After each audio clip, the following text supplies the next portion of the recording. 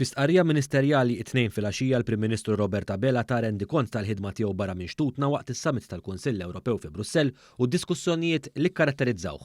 Fil-fatt il-Prim Ministru spjega kif wieħed mis-suġġetti ewlenin kien dak tal-immigrazzjoni, partikolarment dik irregolari. Fuq din il-materja l-Prim Ministru tenna li fuq livell politiku fil-Kunsill Ewropew qed jara iktar realizzazzjoni ta' kemm il-kwistjoni tal-immigrazzjoni irregolari is-sfida tal-Unjoni Ewropea kollha kemm hi.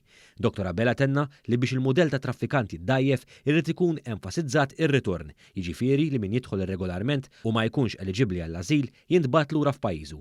Madankollu sostna l-importanza tal-għaqda nazzjonali fuq dan is-suġġett. Din l-għażla u kull għażla li tagħmel tista' tgħid dwar dan is-suġġett tiġi bil-pressjonijiet tagħha u bil-kontestazzjonijiet tagħha wkoll, jiġifieri jekk tgħid li sada stess kemm il-Ministru Byron Camilleri kif ukoll jien għada rridu nitilgħu nixdu l-qorti f'kawża kostituzzjonali li saret kontrina minn numru ta' immigranti u oħrajn illi qegħdin jiddefenduhom. Kellna wkoll l-inkjesta maġisterjali li kienet proċess li għaddejna minnu flimkien mas-soldati tagħna fejn esponenti ta' sħabi ta' faċċata ippruvaw jixħtuna il-ħabs. Ma naqasx ukoll il-Prim Ministru jagħti elenku ta' dak li ġie diskuss dwar il-gwerra li baqgħet iddomina fl-Ukrajna, filwaqt li rimarka li pajjiżna se jibqa' jimplementa s-sanzjonijiet u jikkontribwixxi lejn sforzi umanitarji, Dr. Abela sostnek. Dejjem intennu li kwalunkwe kontribut li jagħti pajjiżna irid isir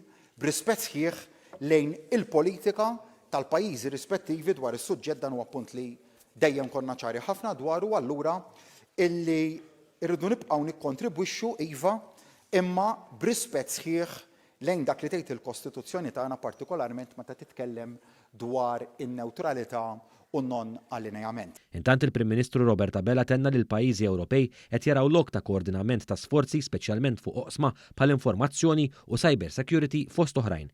Filwaqt li aċċenna wkoll għal diskussjonijiet dwar it-tkabbir tal-Unjoni b'relevanza speċjali għal pajjiżi tal-Balkani, Dr. Abela semma diskussjonijiet fuq ir-relazzjoni li l-istess Unjoni Ewropea għandu jkollha mal-Afrika b'mod speċjali ma' pajjiżi fuq in-naħa ta' fuq tal-kontinent u dak li qed jiġri fit-Tunezija. U rridu ngħinu kull mezz possibbli li għandna għaliex inkella nifhmu li l-problema li hemm hemmhekk bħalissa faċilment tispiċċa fuq ix-xtut ta' żewġ pajjiżi, l-Italja u pajjiżna u għalhekk li l-ġimgħa d-dieħla beħsibni li mmur it-Tunizija wkoll propju biex inkomplu it-taħdidiet li diġà bdew dwar il-ħidma tagħna hija viżit li hija importanti ferm fir-realtajiet ta' bħalissa. Kien hawn il-Prim Ministru nota wkoll iffirmar MOU bejn l-Unjoni Ewropea u t-Tunezija li ħares lil mill-immigrazzjoni filwaqt li anke mal-Libja ġew mogħtija riżorsi lil gwardji tal-kosta biex ikunu jistgħu jintużaw f'operazzjonijiet ta' salvataġġ.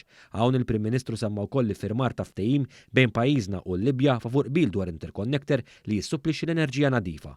Fil-konklużjoni tiegħu il-Prim Ministru aċċenna wkoll għall preparazzjoni dwar il-laqgħa tal-Med9 f'Settembru li ġej fejn pajjiżna se jilqa' lid-9 mexxejja tal-pajjiżi tal-Mediterran biex jintensifika l-koordinament tal-ħidma Ewropea fuq dan ir-reġjun hekk importanti.